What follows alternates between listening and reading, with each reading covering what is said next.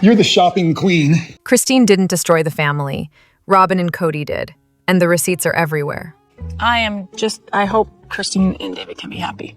Robyn's comment, "I hope Christine and David can be happy, that's all I'm going to say," was the epitome of passive-aggressive well-wishing. It would have been far more respectful to simply say congratulations, or even choose silence. But expressing straightforward goodwill has never been her strength. He needs to just encapsulate this. She and Cody are a perfect match, both wrapped in self-pity and blame-shifting.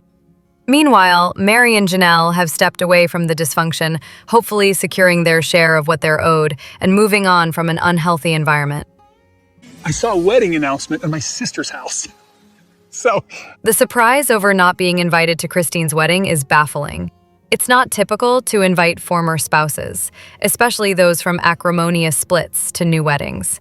Christine didn't invite her ex-husband David Preston Jessup to her wedding with Cody, so why would she now include Cody and Robyn? No, when you have a favorite wife, it definitely doesn't work. Jealousy seems to simmer just beneath Robyn's surface. She appeared to relish being favored by Cody and making others feel lesser, particularly Christine, who was always well-liked by the children and known for her warmth and joy.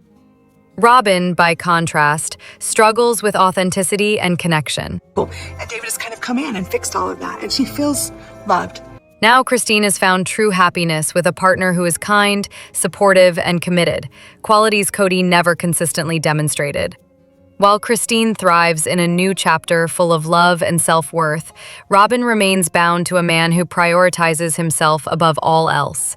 Their reaction to the wedding snub was telling. Including them would have meant embracing people who actively contributed to the breakdown of previous relationships. When she was constantly getting favorited by Dad, then there's no chance of me having her. Robyn's actions played a role in Cody's estrangement from nearly all of his children, and in the uneven treatment among the wives, like living in a lavish home while others lived in far less comfortable conditions. The statement about Christine's happiness came across not as sincere, but as a veiled dig, implying she was ungrateful for what she had and would never be content. Here's the thing. For David's sake, David Woolley's sake, Christine has to destroy my character. This echoes Cody's ongoing narrative that Christine left a good man. In reality, she left an unhealthy dynamic and found genuine joy on her own terms. Meanwhile, Cody continues to claim he'd be welcomed back into family relationships if only he separated from Robyn. But the damage runs deeper. The current estrangement isn't just about Robyn. It's about his own actions, choices, and the way he treated those around him. Cody doesn't love all his kids equally. He loves the ones that boost his ego. So it's just time to get the surgery. Why don't we put it out 6 months because of the pandemic? Cody's behavior during Isabel's surgery speaks volumes. He chose not to accompany his daughter for a major medical procedure, something he would never have skipped if it had been Ariella. The contrast is glaring. Robyn would never have been left alone and crying in a car. Yet Christine and her daughter were expected to manage on their own. Isabel was saying the other day she wished you could come. And I said, he would come if it wasn't for COVID. There's a pattern. Cody appears to treat his children based on how he feels about their mothers. His issues with his wives spill over onto their kids. That aren't being pushed out because they're obeying the rules. When Ariella and Solomon were born, many of the older children were already teenagers with independent lives and opinions. You're my sweetie, and I love you so much. Then came two young children who adored him unconditionally, the kind of attention that feeds the ego. Cody tends to favor children who are easier to control and who reflect back the image he wants to see. It's been 6 months of, oh, Dad, this is a dumb idea. He engages with those who fawn over him and loses interest in those who challenge or question him. That's evident in how differently he treats Christine's children compared to others. He's shown more involvement with Janelle's kids and Leon than with most of Christine's. His tendency to withdraw affection when upset with a spouse is also telling. No, he hasn't spoken to me since my birthday. Since your birthday? Uh-huh.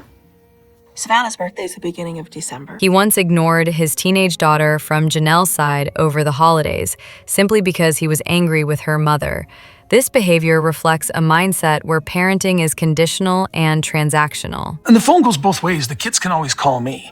I'll reach out to Savannah and I'll bring her Christmas. Cody seems to believe that maintaining relationships with his children is the mother's job, but relationships with one's own children are a personal responsibility.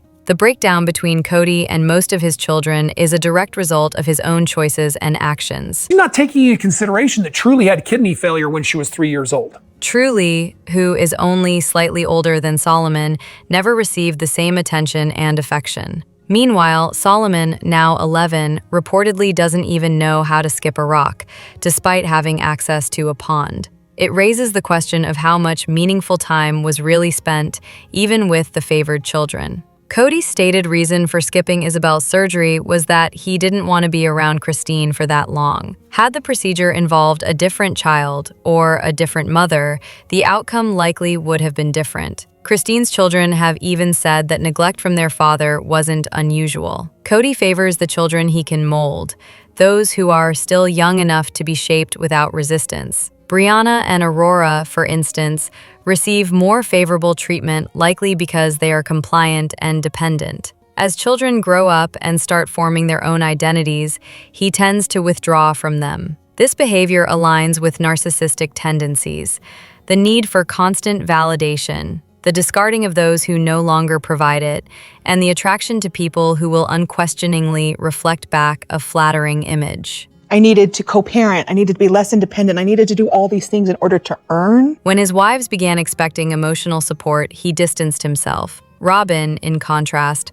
offers admiration without confrontation, making her the ideal safe zone. Her children, both biological and from a previous marriage, are encouraged to view Cody as the ideal father figure. As long as they continue to validate his role, they remain favored. But the dynamic is precarious. Should any of them begin to question him or assert independence, that status could change instantly. Additionally, with Solomon and Ariella, Cody had more time and fewer distractions. Earlier in his parenting years, he had many children competing for his attention. By the time the family moved to Las Vegas, he was already spending most of his time with Robyn, giving him a more stable presence in those younger children's lives. The pandemic only intensified this, further isolating him with one branch of the family and deepening those selective bonds. The disparity isn't just emotional, it's structural. Robyn didn't get kicked off the island. She built her own and burned the bridge behind her. Cody does a dance move that I've never seen anybody do it. I have tried many times and I look like an idiot. There's a strong sense that Cody longs for who he used to be, the guy who danced badly, cracked jokes, not great ones, and was at least a fun presence around the kids. Somewhere along the way, that version of him disappeared. Cody always wants to go dancing. And I'm always like, not unless we take a dance class. He reshaped himself to fit Robyn's mold, and now he's just a shadow of the man he once was.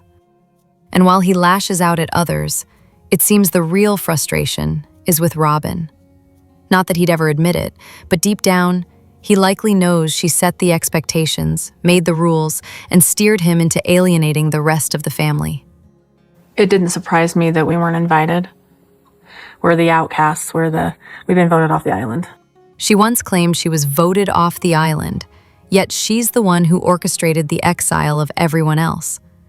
She even convinced Cody that he was the one pushed out, when in fact, she's the one who closed the door on the rest of the family. It's not fun, it's not welcoming, it's not safe emotionally. The truth is, Robyn doesn't seem to thrive on joy. She's rarely lighthearted, rarely generous to the other wives, and shows little spontaneity or warmth. When has she ever done something for Cody simply out of love, not obligation or image control? From the very beginning, her influence has reshaped the entire family dynamic.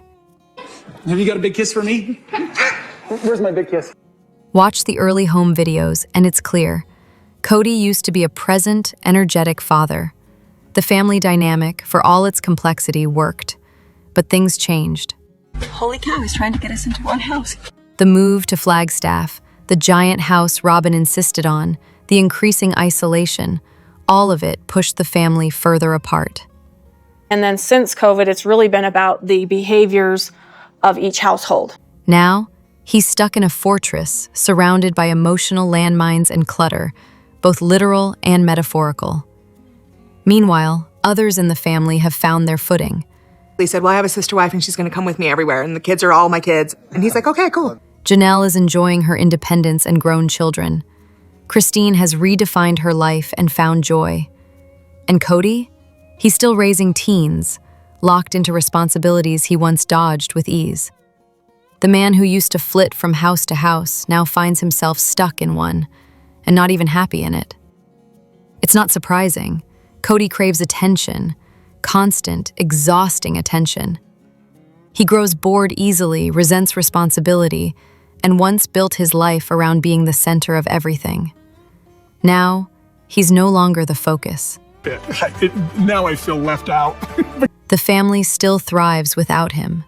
They've found connection, humor, and strength, all without his presence. And the worst part for him? There's no going back.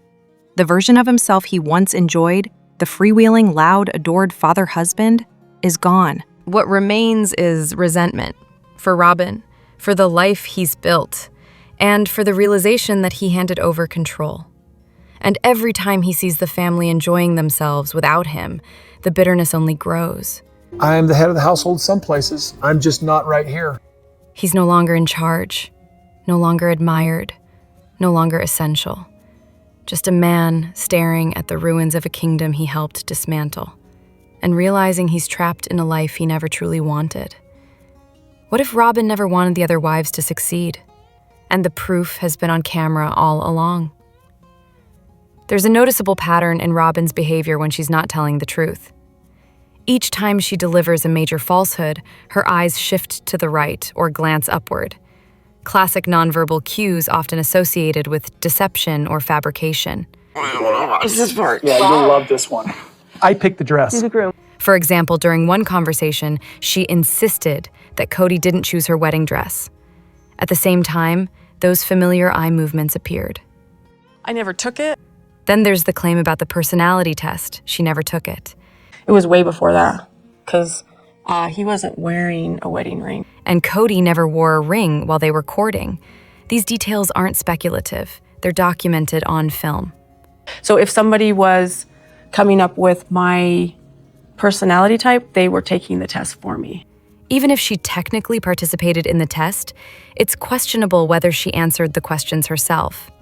In a more recent interview, she claimed she wanted what was best for the other wives, never wanted Mary to divorce. I never even wanted to be legally married to Cody. I was actually really grateful. And didn't even want to marry Cody. Each of these statements contradicts both her past actions and the footage available. Her words often sound polished and sympathetic, but they don't align with reality. She frequently emphasizes her supposed financial discipline as the reason her Las Vegas home was more upscale, another claim delivered with upward glances and a practiced tone. And when she was absent from the group personality test, a pre-written excuse was offered on her behalf, claiming scheduling or logistical reasons. The real reason seems more likely to be concern over how she might be perceived in a setting that encourages psychological honesty. Her narrative is built on selective memory, omissions, and carefully constructed half-truths, all supported by familiar gestures and expressions that repeat whenever the facts get fuzzy. It's not just unstylish, it's a misfire in every direction. Robyn didn't just join the Brown family, she blew it up from the inside. But I guess even though I going and I reset up by Canada Goose, say what you will, but one day he'll come to realize that Mary was the only woman who ever genuinely loved him. We want you here, and part of me is thinking, I am involved. I come to family events. Through every one of his many flaws, she stood by him, loyal to the bitter end. Even when it was clear the relationship was beyond repair, she kept trying to make it work. That kind of devotion doesn't come around twice. I think after we moved to Flagstaff, all of us were seeing fractures in the family culture. When the dust settles after the family has fractured beyond recognition and the children have distanced themselves, he'll look around, horrified at what he's done. He'll see just how much damage was caused. My kids aren't really, there's a lot of anger towards Robyn. And realize too late that Robyn didn't save the family. She unraveled it from the inside. I think we're just kind of trying to figure out. By the time he figures out he was being used, it'll be too late to fix anything. And when he reaches out for someone to help him pick up the pieces, no one will be there. Except maybe Mary.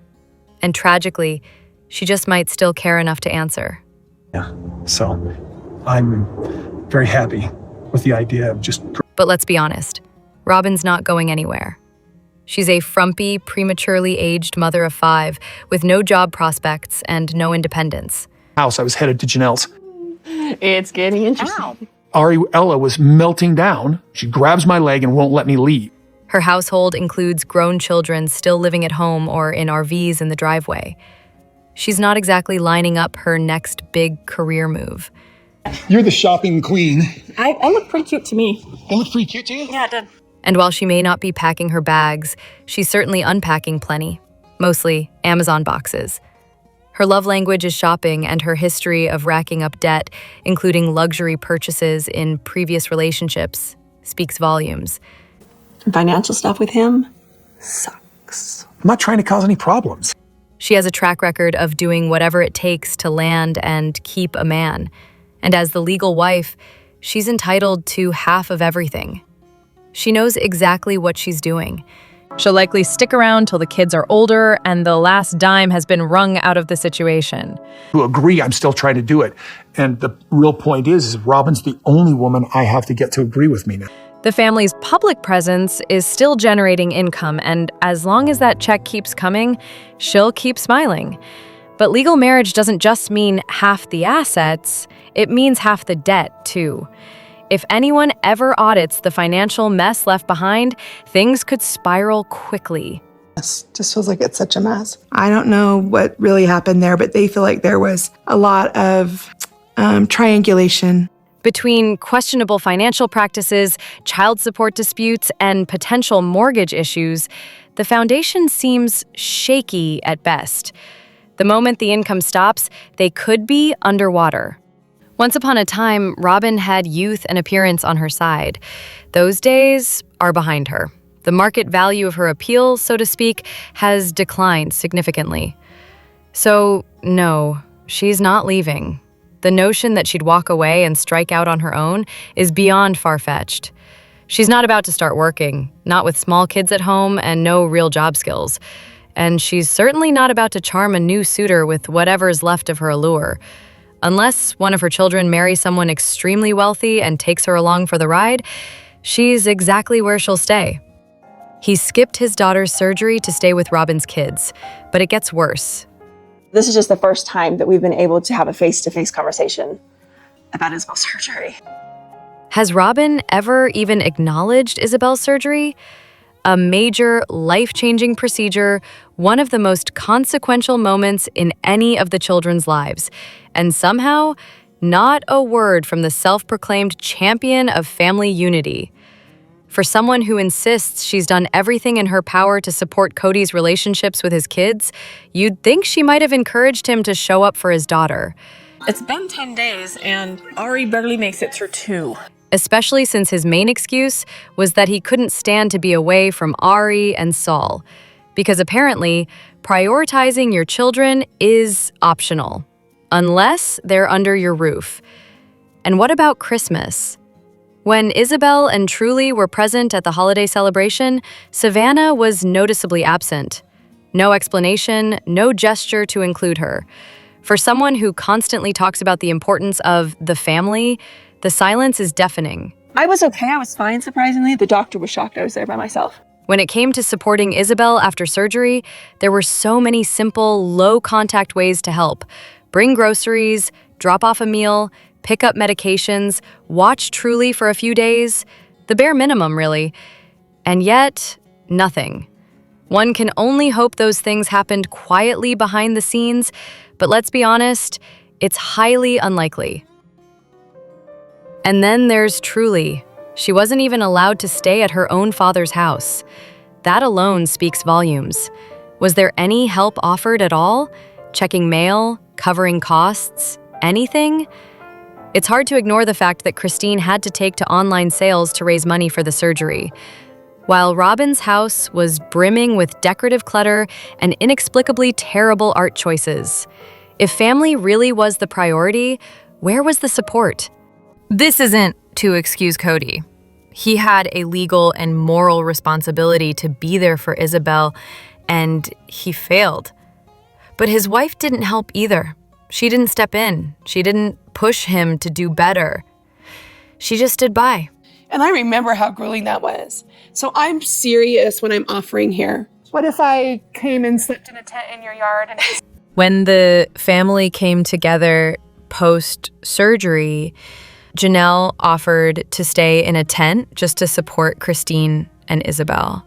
Robyn, on the other hand, said absolutely nothing, no offer to help, no mention of taking Truly, just silence. What she did manage to express, that her children can't go more than a day or two without Cody. And Cody parroted that line to Isabel, telling her he couldn't accompany her because he couldn't be away from his family that long, as if Isabel wasn't part of it. When Robyn finally saw Isabel after the surgery, she looked almost startled when Isabel approached her.